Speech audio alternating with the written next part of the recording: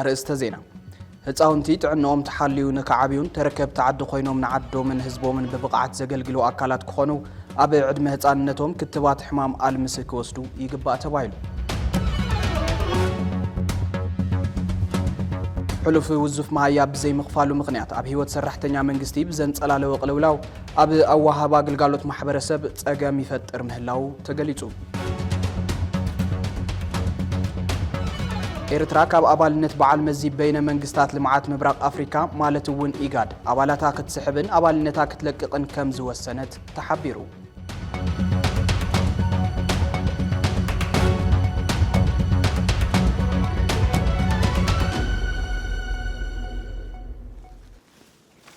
زي أقلقلوت فنوة تقراي تبيس تلفزيونيو سلام تعنا هبلي كبرات تملكتنا كاب تبيس ورقاوي نلومي تحساس سلستك لتشحن 10 شمونتن زدالنا يوم زيناتات جميرنا لنا كم تلومد كتكاتلنا بخبرين دعدمكم مس زيناتات ساعات حابيركم زنح دما ناتنا الفلكان فلما عمل اختي أقلقلوت فنوة تقراي نباخم كنبل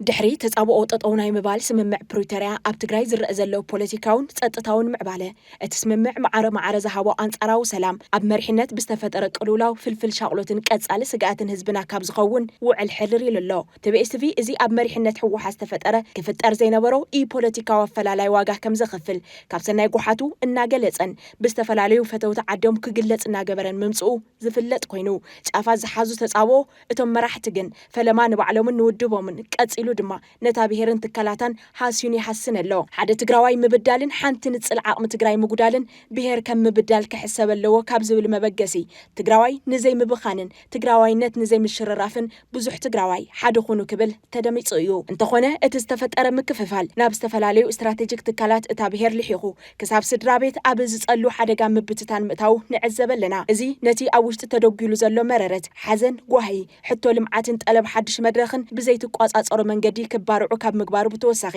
ንህዝቢ ትግራይ ታሪኻዊ በደል ኮይኑ ይሐልፍ ኣሎ ኣብ ውሽጢ ዝተፈጠረ ምድካም ንትግራይ ብኽፋእ ዝጥምታ ሓይሊ ክበዝሕ ኣብ ልዕሊ ምግባሩ ህዝቢ ትግራይ ብገዛእ መራሕቱ ዕድመ ዝግበረሎም ዘሎ ጽምዶታት ሰሜንን ደቡብን ድማ ካልእ ፍልፍል ቅልውላ ምዃኑ ኣይተረፈን ሕዚ መሰረታዊ ኣጀንዳታት ምምላስ ተመዛበልቲ ኾነ ካልእ ብሄራዊ ዛዕባ ከም ዛዕባ ክለዓለ ይረአይን ዘሎ መንእሰይ ትግራይ ልዕሊ ቁፅሪ ብዝኾነ መጠን ናብ ስደት የምርሕ ኣሎ ዝኸኣለ ካብ ትግራይ ይወፅእ ኣሎ ቀሊል ዘይበሃል ቁፅሪ ትግራዋይ ድማ ኣመራጺ ናብ ዘይብሉ ሓራን ዘይሓራን መሬታት ይኸይድ ኣሎ ልዕሊ ኩሉ ድማ ኣብ ዓዱ ሰሪሑ ክልወጥ ዝደሊ ዝነበረ ህዝቢ ኣብ ዓዱ ተስፋ ክቆርጽ ዝገብር ኩነታት ተፈጢሩ ኣሎ እቲ ናይ መወዳእታ ድፋዕ ብሄር ዝኾነ ሰራዊት ከምቲ ኣብ ዝቕንያ ዝረአ ዘሎ ናብ ኣደባባይ ሙጻእ ዝጀመረሉ ኩነታት ምርኣይ ዓዲ ክህልዎ ንዝደሊ ኩሉ ዘሕንኽ ኮይኑ ኣሎ ናይ ዝኹሉ ሽግርን ብሄር ሒዙ ዝጠፍእ ሓደገኛ ኩነታትን እንኮ መፍትሒ ህዝቢ ዝብሎ ብኽፉት ልቢ ምስማዕን ምስ ደቂ ብሄርካ ምስ ምማዕን እዩ ንብል እዚ ገና ዘይተሓሰበ እንተተሓሲቡ እውን ዘይተጀመረ ቅዋም መራሕቲ እንተገደደለው ምክሕሰብ ሕዚ ክጅምር ኣለዎ ዝብል እምነት ኣለና ጸለመታት ተነጽሎታት ምድፍፋኣት ስሙጻኣት ሓሶትን ጸርፍታትን ይኣከል ፈታዊኻ ጸላኢኻ ናይ ምግባር ዝግበር ትጉህ ምንቅስቓስ ደው ይበል በብዕለት ጸላኢ ንምፍራይ ዝግበር ምልሕሓጽ ይኾኖ ብሄራዊ ኣጀንዳ ዝኸልፉ ውዕሎታት ጓል መንገዲ ጠጠው ይበል ኩሉ ንድሕሪት ገዲፍካ ናብ ዘተን ምርድዳእን ናብ ምስማዕን ምስምማዕን ምምጻእ ግዜ ዘይህብ ጉዳይ እዩ እዚ ብምግባር ትግራይ ካብ ውሽጢ ምፍራስ ኮነ ካብ ደገ ምፍራስ ክድሕን ንወስን መዋጽኦ ህዝቢ ትግራይ ኣብ ትግራይ ብደቂ ትግራይን ካብ ትግራይን እዩ TBS ኤዲቶሪያል هتصاونتي طعنهم تحليو نكعابيون تركب تعد خوينهم نعدو من حزبهم من ببقعات زغلغلو اكالات كخونو ابي عدم هصانتهم كتبات حمام المسيك وسدو يغبا تبايلو እዚ ዝበለ ሓላፊ ቢሮ ጥዕና ትግራይ ዶክተር አማኑኤል ሃይለን ተኸውን ካብ 6 ክሳብ 9 ተሕሳስ 2018 ዓመተ ምህረት ጊዜያዊ ምምሕዳር ትግራይ ኣብ ዘመሓድረን ከባብታት ትግራይ ገዛ ንገዛ እቲ ክታበት ከም ዝወሃብ ኣብ ዝሕብር ፕረስ ተረኺቡ ንመራኸብቲ ማዕኸናት ኣብ ዝሃቦ ቃል እዩ ክታበት ኣልምሲ ዕውትን ክኸውን ወለዲ ደቆም ክኽተቡን ክትትል ክገብሩን ዝመዓደ ዶክተር አማኑኤል ሓላፍነት ትካላት ሚድያ እውን ንሕብረተሰብ ሓበሬታ ክህባ ተማሕፂኑ ኣሎ ዝርዝር ኣለና عدي ناي طعي زيغا وصيت يو طعي عدق سبات يوم طعي عد زهانصو قلف وانين اب مرغاز طعي زيغا دما اب هصاونت مسرح يو ህፃናት ኣብ ኣብያተ ጥዕና ክውለዱን ጥዕናኦም ተሓልዩ ንክዓብዩን ግቡእ ክትትል የድሊ ቢሮ ጥዕና ትግራይ ሓላፍነት ምድሓን ዜጋታት ሒዙ ብፍላይ ህፃናት ጥዕናኦም ንክሕሉ ኣብ ምግባር ዝዓለመ ምንቅስቓስ ይገብር ኣሎ ናይዚ ሓደ መስርሕ ድማ ካብ 6 ክሳብ 9 ታሕሳስ ክታበት ክወሃብ ትልሚ ወፅዩ ኣሎ እቲ ክታበት ግዝያዊ ምምሕዳር ኣብ ዘመሓድረን ከባቢታት ትግራይ ኣብቲ ዝተጠቐሰ እዋን ከም ዝወሃብ ዶክተር አማኑኤል ሃይለ ሓቢሩ ኣብዚ ናይ 4 መዓልቲ ወፍሪ እዚ እንሰርሖም ስራሕቲ ብዝርዝር ንምግላጽ ዝኣክል ቀዳማይን ዋናን تحت 5 ዓመት ንዝኾኖም ህፃውንቲ ገዛ ንገዛ ብምኻድ ንኹሎም ብዘይገለ ኣፈላላይ ንኹሎም ክታበት ሕማም ኣልምሲ ክረኽቡ ምግባር እዩ ካልኣይ ኣብዚ እዋን እዚ ገዛ ንገዛ ኣብ ዝኽየደሉ እዋን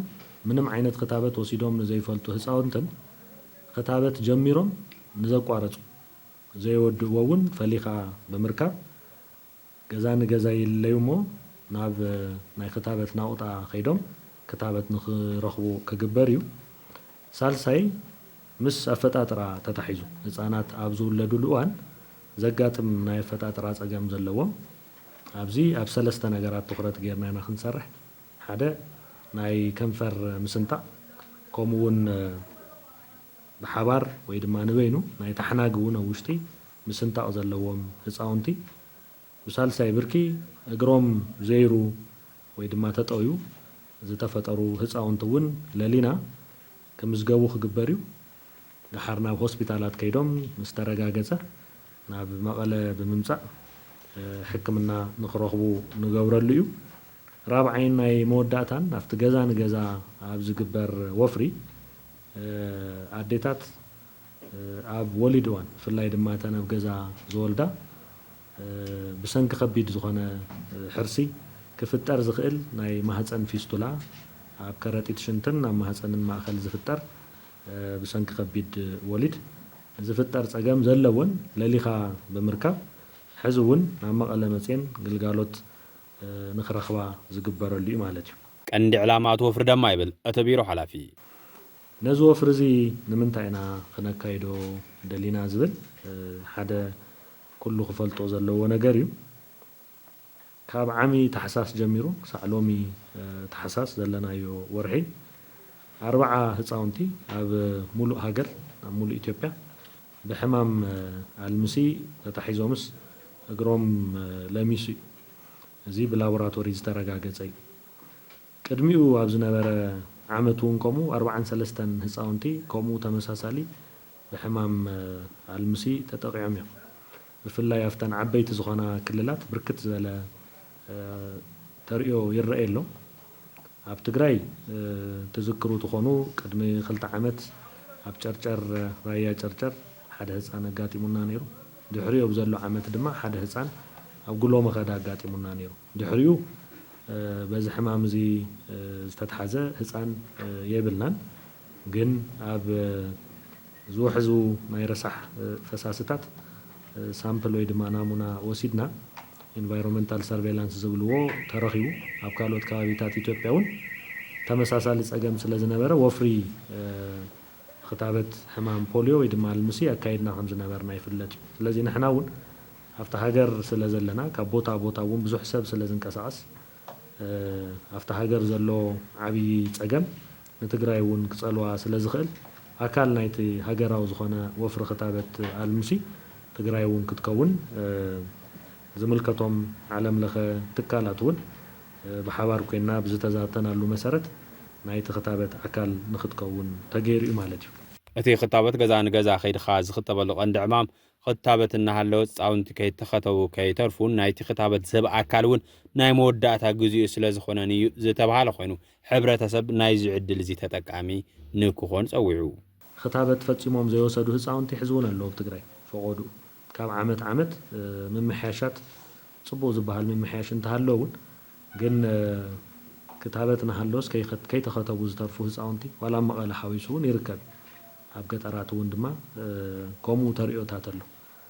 ብተደጋጋሚ ወፍርታት ኣካይድና ኢና ንዞም ቆልዑ እዚኦም ህፃውንቲ እዚኦም ንምርካብ ዋላቶም ጀሚሮም እውን ኩሉ ከወስድዎ ዝግባእ ክታበት ከይወሰዱ ዝተርፉ ህፃውንቲ እውን ንምርካብ ብዙሕ ወፍርታት ኣካይድና ኢና ነዚ ነካይዶ ወፍሪ ብገንዘብ ሓገዝ ዝገብር ትካል ከም ናይ ኤውሮፓውያን ኣቆፃፅራ 2025 ሕዚ ሒዝናዮ ዘለና ናይ መወዳእታ እያ እዛ ዕድል እዚኣ ማለት እዩ ድሕሪ ሕዚ ምስቲ ዘሎ ዓለም ለኻዊ ናይ ኣብ ጥዕና ናብ ካልኦትን ዝግበር ናይ ዓድታት ሓገዝ ኣዝዩ ምስ ምንካዩ ከምቲ ንደልዮ ዓይነት ሓገዛት ናይ ምርካብ ዕድል እውን ክትሕት ስለ ዝኽእል ነዚ ዕድል እዚ ኩሉ ክጥቀመሉ ክኽእል ኣለዎ ኢልና ንኣምን ኣብቲ ክትባት ወለዲ ደቆም ብኣግባቡ ክኽቱን በብብርኪ ዘሎ ኣመራርሓ እውን ኣብ ግዜ ክትባት ዝረአ ዘሎ ሕፅረት ነዳዲ በታዘላት ዓቕሚ ደገፍ ክገብርን ዶክተር ኣማኑኤል ጸዊዑ ሎም ወለዲ ብፍላይ ዕድመ ትሕቲ 5 ዓመት ዕድመን ዘለዎም ህፃናት ኣብ ገዝኦም ዘለዎም ብምሎም ነዚ ወፍሪ እዚ ክተሓባበሩ ብዕቡትነት ከፈጽሙ بخبرنا حتت قال أي ببركو زلوا مرارها كاب كلل زلوا جميرو أب زوبا وردا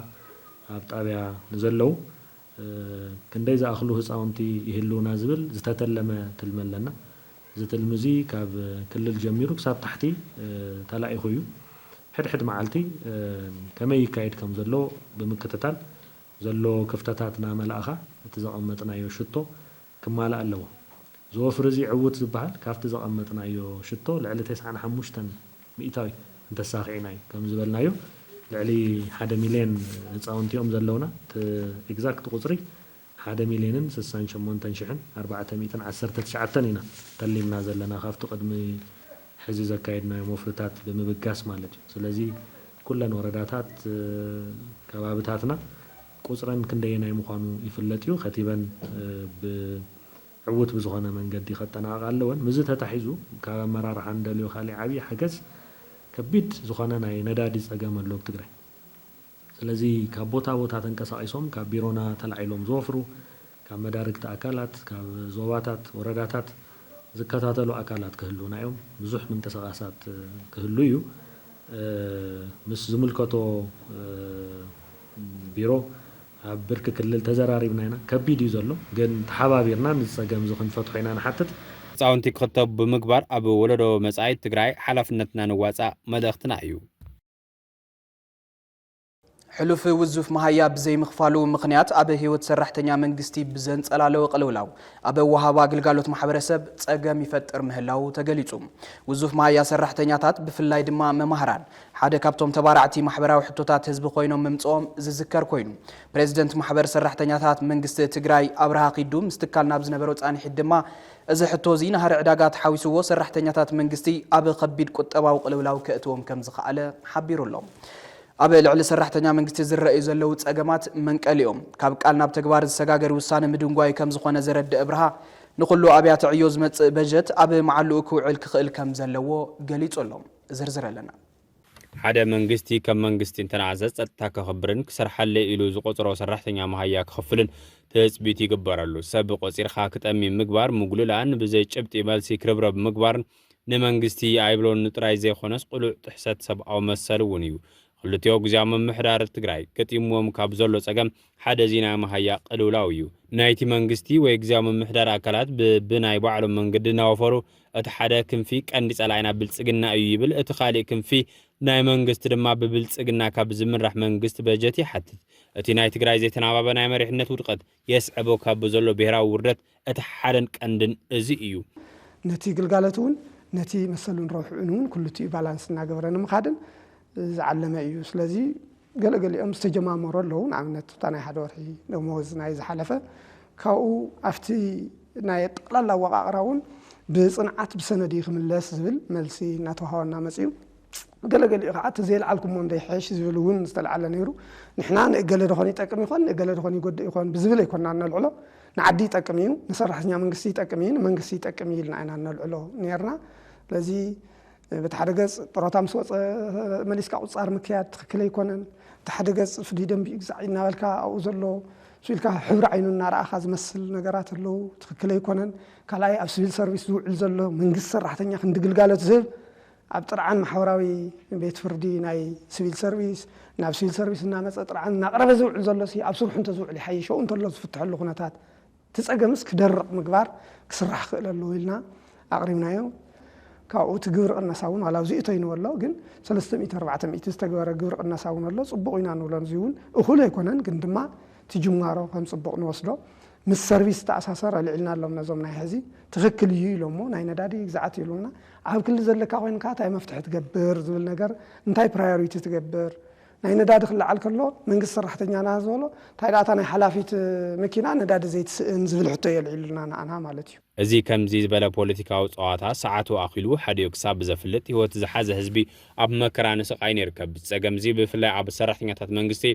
ዘሕድሮ ዘሎ ጽልዋ ዓብይ እዩ ንዝሰርሐሉ ስራሕ ዝኸፍሎ መሃያ መሰሉ እንሃሎ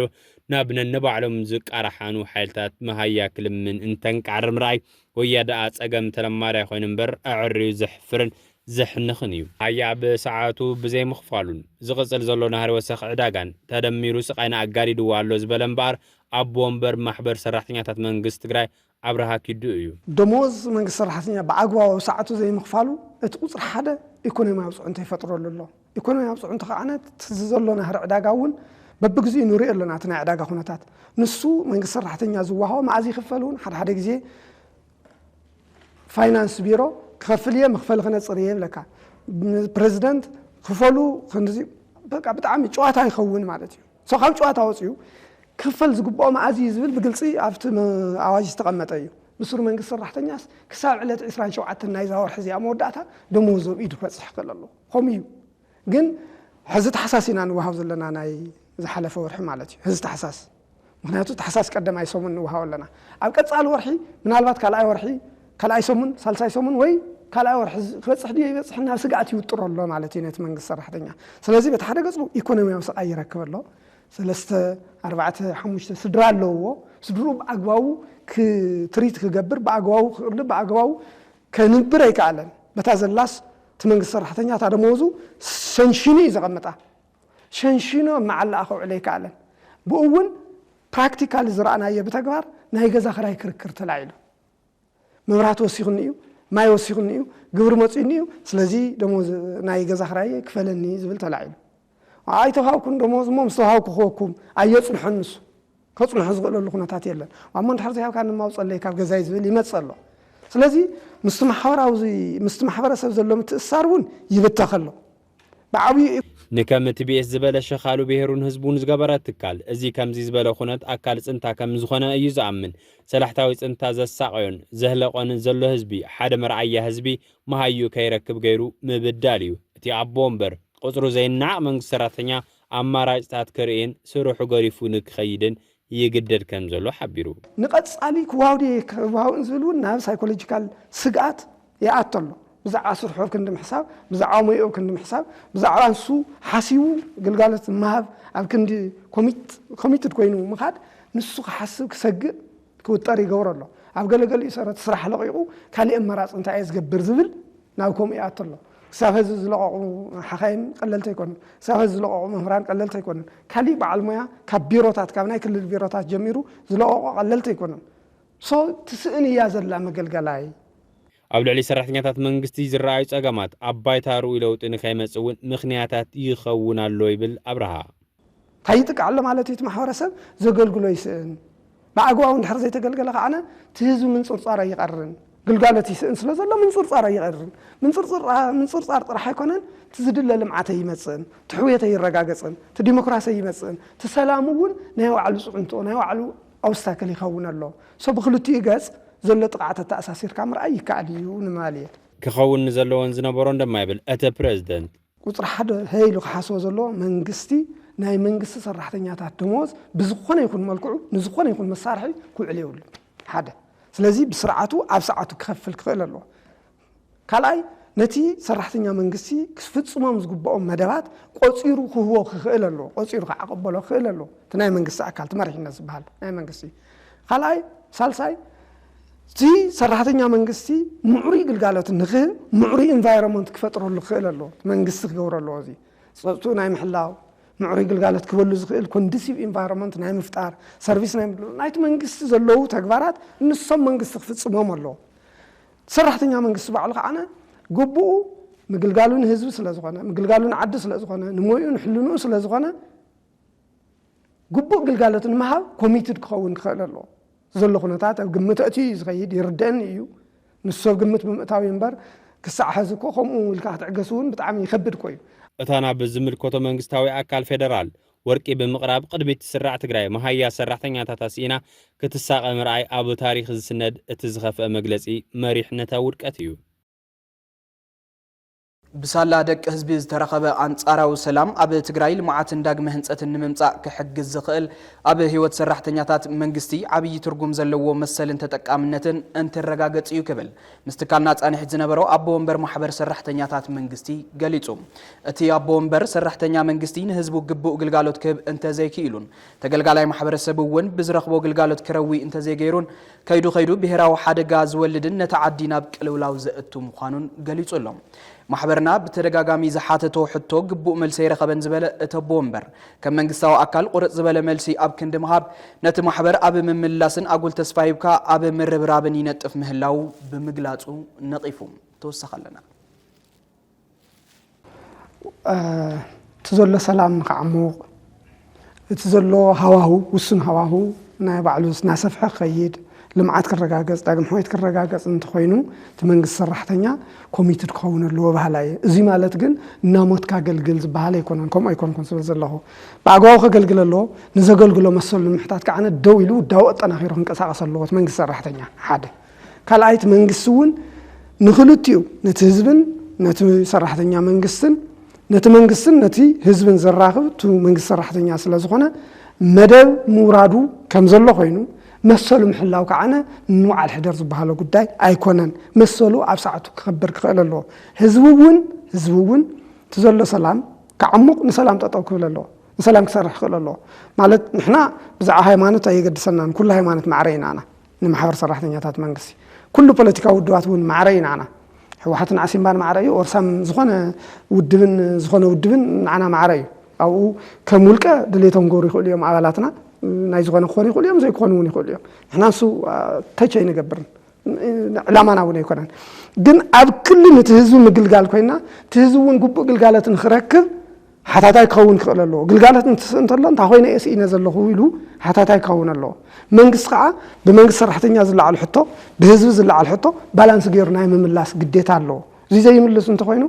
ሰራሕተኛ መንግስቲ ብኣግባቡ እንተዘይገልጊሉ ህዝቢ ብኣግባቡ እንተዘይተገልጊሉ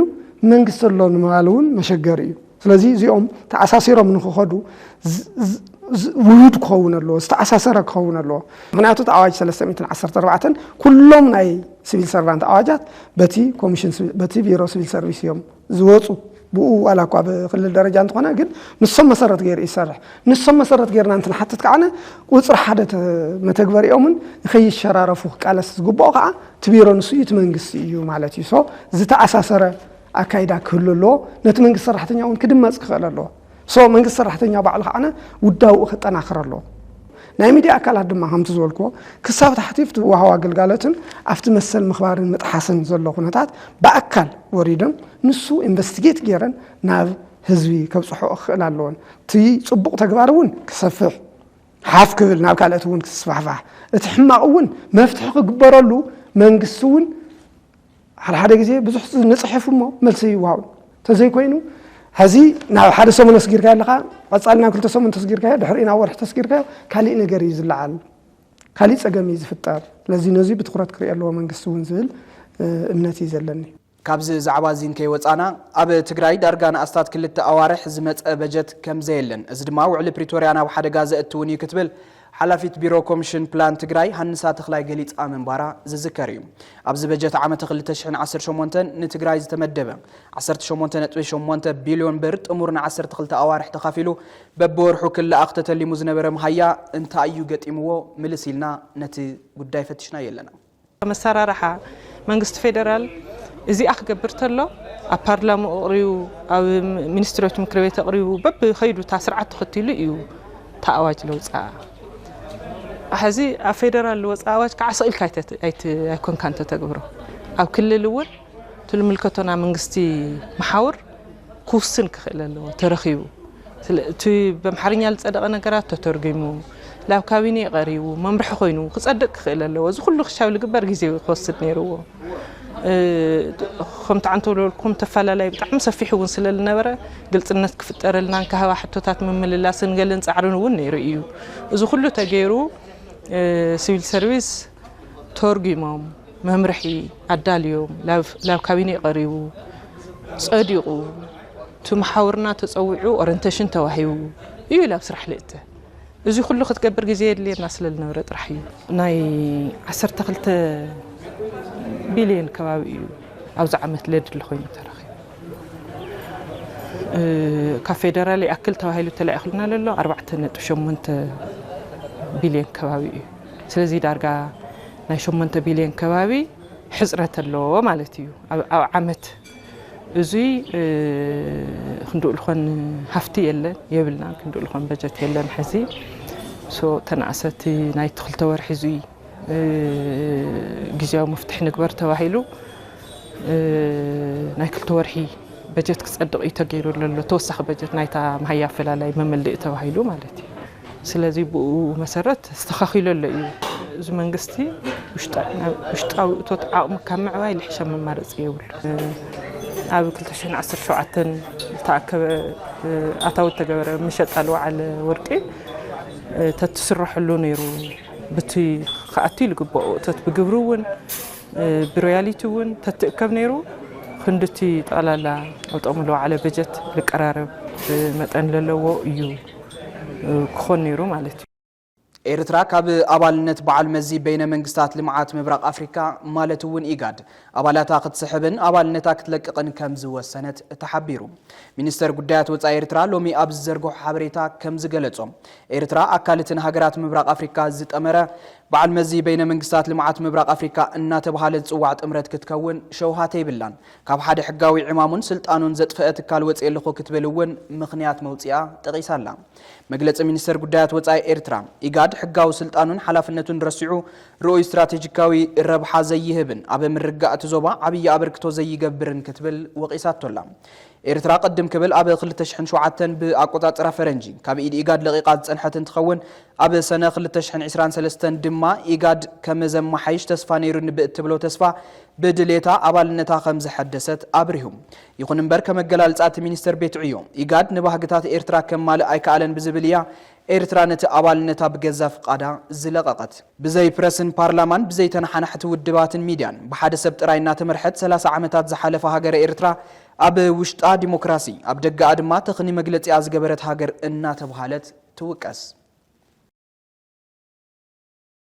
እዚ ከምዚሉ እንተሎ ሃገራት ምብራቅ አፍሪካ ንዞባዊ ምትእሳርን ምርግጋጽ ዘላቀ ሰላምን ብቆራጽነት ክሰርሓ ይግባእ ኸበል መራሕቲ በዓል መዚ ወርቅነህ ገበየው ኣብ ጅቡቲ ኣብ ዝወዓለ ኣኼባ ተዛሪቡሎም ኣኼባ ኮሚቴ ኣምባሳደራት በዓል መዚ በይነ መንግስታት ልምዓት ምብራቅ አፍሪካ ኢጋድ ኣብ ከተማ ጅቡቲ ካይድ ኣብ ዘለሉ ሰዓት ዝተረኸበ እቲ ዋና ጸሓፊ ብዛዕባ እቲ ኣጀንዳታት ሚድያ ኮይኑ ዘሎ ምውፃእ ኤርትራ ካብ ኢጋድ ዝበሎ ነገር የለን ወይ ድማ ኣይተጸብጸበን ኣብዛ ኣኼባዚ እቶም ኣምባሳደራት ከመቆጻጽራ ኣውሮፓ ካብ 2026 ክሳብ 2030 ዝጸንሕ ስትራቴጂ ኢጋድ ምጽዳቆም ተሓቢሩሎም ብተወሳኺ እውን እቲ ኮሚቴ ኣብ በጀት ኢጋድ 2026 ብምዝታይ ናብ ስራሕ ንኽኣቱ ወሲኑሎም ከመጸብጻብ ማዕኸናት ዜና እንተኾይኑ እቲ በዓል መዚ ቀጻለ ኣንፈታት ስራሕ ኢጋድ እውን ኣቐሚጡሎም ዋና ጸሓፊ በዓል መዚ በይነ መንግስታት ልምዓት ምብራቅ አፍሪካ ወርቅነህ ገበየው ኣብዚ እዋን ሰላማዊ ዝተኣሳሰረን ፈተናታት ዘይቃልዓን ዞባ ንምህናጽ ሓበራዊ ምትሕብባርን ቆራጽነትን ሃገራት ወሳኒ ከም ዝኾነ ምግላጹ ኢዚኣ ንሴክሬታርያት ኢጋድ ተወሲኹ ጸብጺብዎ ኣሎ ቲቢኤስ ቲቪ ስሩዕ ፈነወ ካብ ዝጀመረሉ እዋን ፈሊሙ በብወርሑ ፍሉይ ናይ ትኹረት ኣንፈትና ነጸረ ዜናን መደባትን ቀሪጹ ኣብ ምፍናው ምጽንሑ ይዝከር እዚ ሒዝናዮ ዘለና ወርሒ ታሕሳስ ኣብ ትግራይ ንዝሓለፉ 5 ዓመታት ዝቐጸሉ ዓበይቲ ህዝባዊ ጸገማት ሕዚ እውን ስፍሓትን ዕምቆትን ወሲኾም ይኸዱ ምህላዎም ስዒቡ ብቐንዱ ኣብ ምብቃዕ ኩለ መዳያዊ ጸገም ህዝብና ድፊኢት ዝገብሩ ትሕዝቶታት ትኹረት ንገብር ኣለና ብፍላይ ይምዕብሉ ዘለው ጸጥታውን ፖለቲካውን ጉዳያት ንህዝቢ ናብ ካልእ ናይ ኩናት ስግኣት የሰጋግርዎን ንብሔራዊ ድሕነት እቲ ዓዲ እውን ናብ ሓደጋ የቃልዕዎ ኣለዉ መሰረታዊ ሕቶታት ህዝብና ዝምለስሉ ብሔራዊ ህላዊ ዓድና ዝረጋገጸሉ መገዲ ሕዌትን ዳግማይ ህንጸትን ተተሊሙ ፍጻመ ዝረኽበሉ እቲ ብሕታዊ መገዲ ካብ ውልቃውን ጉጅላውን ረብሓኻ ረብሓ ትግራይ ምቕዳም እዩ ንብል ምምሕዳራዊ ትካላት ፖለቲካዊ ሓይልታት ሲቪክን ሲቪልን ማሕበራት ናይ ቢዝነስ ትካላት ኣካላት ሚድያን ምሁራትን ኣገዳስነት ዓድን ህዝብን ምቕዳም ክሰብኩ ከምህሩን ነዚ ኣተሓሳስባዚ ክግዝኡን ጻውዒት እናቕረብና ቲቢኤስ ነዚ ገዚፍ ብሔራዊ ዋኒን ብዜና ብመደባት ብሓተታ ብመድረኻት ብልዝባትን ቃለ ምልልሳትን ይጥምተሎም ሰላም ሕርያ ህዝቢ ትግራይ ትግራይ ምቕዳም ድማ ተሪር ጭርሖን ዓዶም ዝፈቱ ኣካላት እዩ እዚ ንረብሓ ህዝቢ ዝሕልቕ ኣጀንዳ እዚ ንሎሚ በዝስዕብ ትሕዝቶ ናባኹም ክነብል ሰላም ኢና ንደሊ ምናልባት ብዙሓት ፈላጣት ክትህልዩ ኢኹም ይቅርታ ግበሩለይ ተጋሩስ ና መጀመርያ ሰባት ኢና ንበሃል همتو تاريخ التمهرنا يوم قلنا ندي خوينا نقمت لنا 4 مليون 5 مليون نتوهلنا سون قانا يتوصري مالتي تم بدحرينا استفطروا 6 مليون 4 مليون بتيهم نايزي وصي تايو 3000 عامات مولو او طورنت تقميطنا حزن هنا ناي خوينات جيغنا كم قلي ايدلي انا حزي ناي سلام جيغنا يمرص الله يدلي له بسلام كنبر تمز تروفو كنا نوح انا قالي تسويات نيا تمز له لوم تمسجن حال زيوم سلام امصلنا يلو له شرع عمته مهره سرع حيزا خيلا تسويا مسهاجرا فوليس اجم لا بصحني يخوني مسهاجرا او تግራይ ዝበጽሐ ጸገም حزي لا قالت تكيني اشتيني احساس ترى ابوتا كتكلي يحبحب الله ግን አነ በእኔ حبيبك ሆነ ይخلي መንግስቱን ከሕግዘን ለለው ሰላም ከንግሰለይ ለው ሰላም ኢና እንደሊ ሁከት ይትረፈና ፈኸራ ይጥረየና ብልዝ ኣብ መወዳእታ ዜና ቅድሚ 5 ዓመት ከም ዝዕለት ኣብ ልዕሊ ሰላማውያን ተጋሩ ነበርቲ ጉያ ብጥሙር ሓይልታት ኤርትራን ኢትዮጵያን ግፍዕ ተፈጺሙ ጽንታ ትግራይ ከይርሳዕ ከይድገም ካብ ቃል ንላዕሊ በብዕለቱን ዝተፈጸሙ ግፍዕታት በብዕለቱ ክዝከሩን ፍትሕ ክሕተተሎምን ይግባእ ካብ ዝብል ጽኑዕ ብሄራዊ እምነት ንሎሚ ኣብዚ ዝተጠቐሰ ቦታ ህይወቶም ንዝሓለፈ ወገናትን ስድራ ግዳያትን ምዝካር ሓላፍነት ናይ ዝስምዖ ትካል ዋኒን እዩ ድሕረት ኩሉ ግፍዕን ሓዘንን ከምኡውን ድሕረት ፕሪቶሪያ ዝተፈረመ ስምምዕ እውን እንተኾነ ኣብ ጽባሕቲ ስምምዕ ክወፁ ዝግብኦም ዝነበሩ ወረርትን ተስፋሕፋሕትን ኤርትራን ኣምሓራን ሕዚ እውን ኣብ መሬት ትግራይ ኣለዉ ኣብዞም በወረርቲ ተታሒዞም ዘለዉ ከባብታት ትግራይ ዝርከቡ ደቂ ትግራይ ሕዚ እውን ሰላሕታ ጽንታ እናተፈጸመሎም ይርከቡ ፈረምቲ ውዕሊ ፕሪቶሪያ ነጥብታት እቲ ስምምዕ ብምፍጻም ሰላምን ሕውየትን ትግራይ ኣብ ምርግጋጽ ኢሉ እውን ንግዳያት ፍትሒ ንበደልቲ ድማ ፍርዲ ክመጽእ ምግባር ግዲኦም ክጻወቱ ጻውዒት ነቐርብ ዝርዝር ኣለና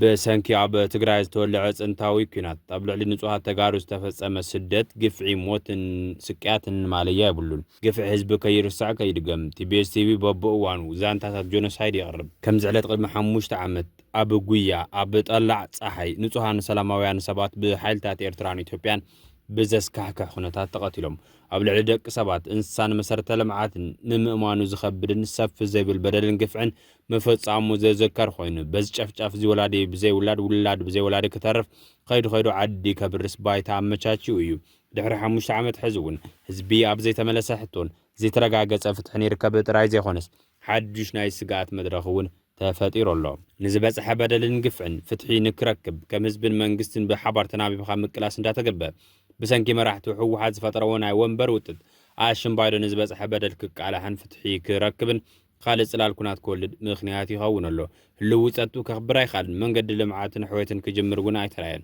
كابز انتاز وصمن ساي تግራይ አደዳ ስደትን ሰቃይን ሞትን ከውን ኣብታ ህይወትን አካሉን ዝገበረላ ትግራይን መንባሩን ተስፋው ስኖሉ ብርክ በጽሑ ከም ዘሎ ዕለታው ተሪዮ ኮይነሎ ፍታሕ ዘይረኸበ ጽንታ መቆጻሉን ነዚ ዝምልከቶ መንግስት ዘይምርጉን ህዝቢ ከም ህዝቢ ኣብ ዘይተደለየ ሻቅሎት ከኣቱ ገይሩ ይርከብ መራሕቲ ካብቲ ዘለዎ ጥሮጽዮም ህዝቦም ፍታሕ ክረክብ ክሰርሑን نزبصحني بصحني زلو بدل زخ السرعات كنقسون سفع صاوعታት ይቀርበለው ፍላይ ተመዛበለ ህዝብ ክምለስን ዝተቆረሰ መሬት ትግራይና በሰዋንነቱ ከኣቱን ብዘይ ዝኾነ ይኹን ቅድመ ኾነት ክፍጸም ዘሎ ዋኒን ምዃኑ በተደጋጋሚ ዝጥለብ ዘሎ ጉዳይ እዩ ከይርሳዕ ከይድገም ዝብል ቃል ጭርሖ ጥራዊ ከይኸውን ኩሎም ዓይነት ግፍዕታት ክቃልሑን ፍትሒ ክሕተተሎምን ብዘይ መረበራብ ክስራሕ ዝግቦ ብሄራዊ ዋኒን ምዃኑ ጽንታ ትግራይን ክሕሰብ ዘሎ ዋኒን እዩ